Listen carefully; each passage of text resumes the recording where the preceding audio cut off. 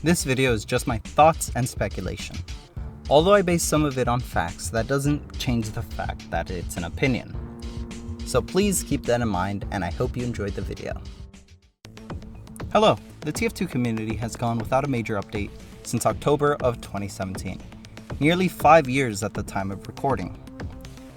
Throughout all of TF2's time as a game, Valve has stayed fairly quiet on the game, and in recent years has been slow on the game's development. But why? Well, this video will do its best to give you a possible idea of why. So, let's get started.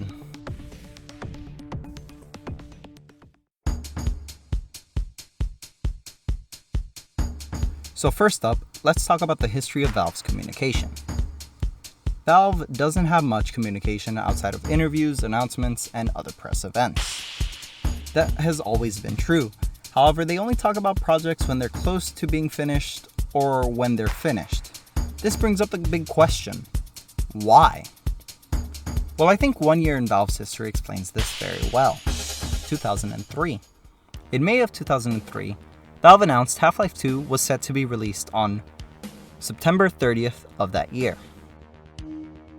September 30th rolls around, and Gabe Newell is at a launch party for Half-Life 2, hosted and planned by graphics card manufacturer ATI.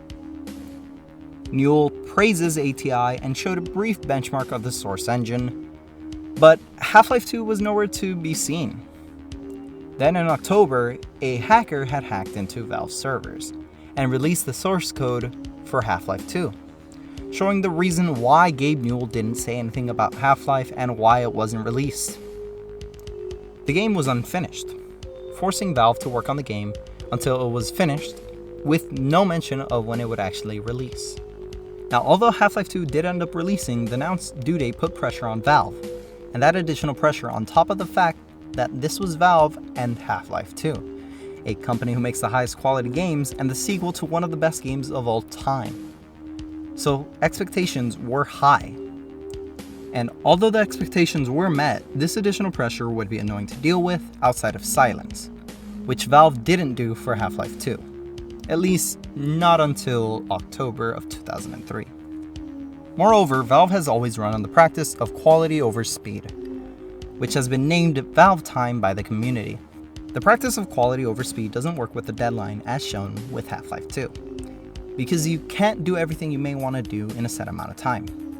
So Valve's practice of staying silent until something is ready or almost ready works well for the finished product and for Valve. Additionally, it lets them not have to put any additional pressure on themselves.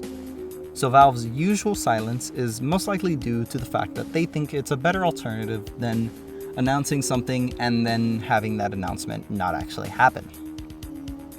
However, when something takes a long time and people don't get anything on it, that silence backfires, especially when people don't like waiting forever, leading to situations like Half-Life 3, and in our case, Team Fortress 2.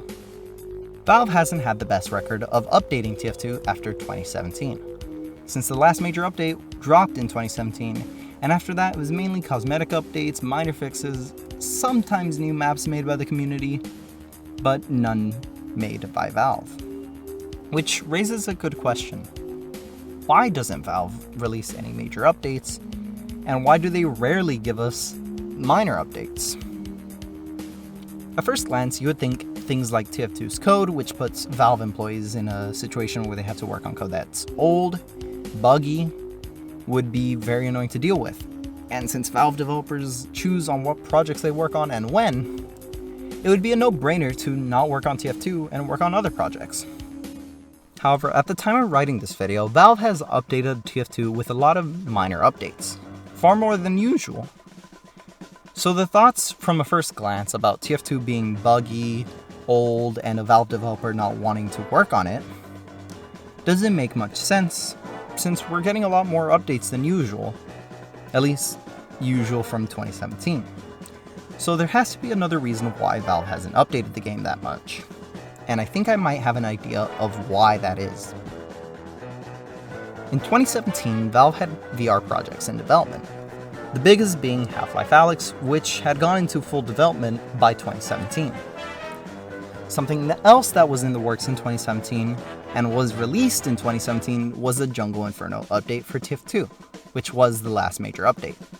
Now, because of how Valve operates, chances are that most of the developers who made the Jungle Inferno update most likely chose to work on Half-Life Alyx after they shipped the update and bug fixes. So that can explain the lack of major updates till early 2020. Additionally, as we all know, the world went to shit in 2020. So Valve was working at home, and Valve's productivity during this time was bad.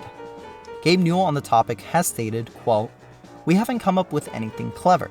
We've just been living with a depressed productivity during this entire period. We would definitely be working faster if we were back in the offices together with each other." End quote. Which has been proven to be true with the slowdown of updates for all their games, not just TF2, during the time they were working at home. However, with the recent updates for not only TF2 but Counter-Strike and Dota, it seems that Valve is now in a better position than the working at home situation of 2020 and possibly 2021. In summary, my thoughts are as follows. Valve's usual silence is due to being public, usually not working out with their practice of quality over speed. 2.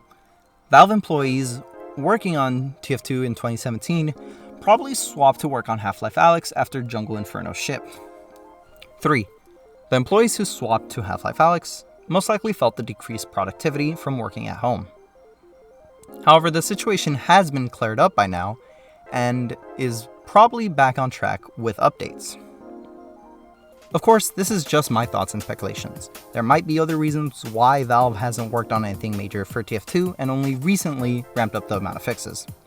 However, for me, I think this is the most logical reason for why Valve is silent, normally, and for why Valve slowed down since 2017 and only now are ramping up content.